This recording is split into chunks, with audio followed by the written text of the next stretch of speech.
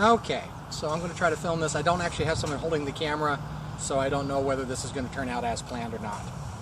I've been asked to demonstrate the counter hip shot that I've been working on for mounted combat and how it differs from the standard SCA shots that we're taught to throw in hard suit and early in our training.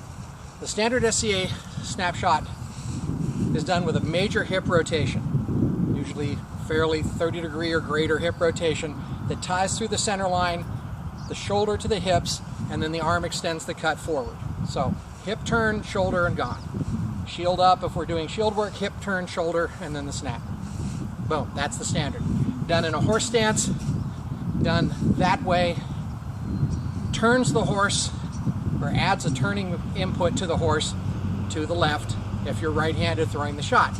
So as you turn your hip, you throw the shot because of a turn to the hip, a shift of the weight to the outside or to the inside of the turn, and then the right leg tends to fall behind slightly, keeping the horse's haunches to the inside and again adding to that left turn option. So if you're trying to fight and throw these big dramatic shots, you're going to find yourself circling to the left quite often.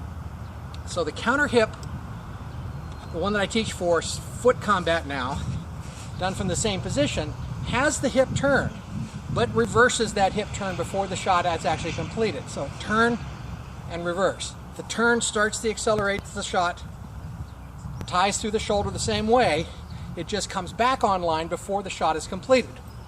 It's just used to start the shot and then continues with the arm, but the hip goes back to square.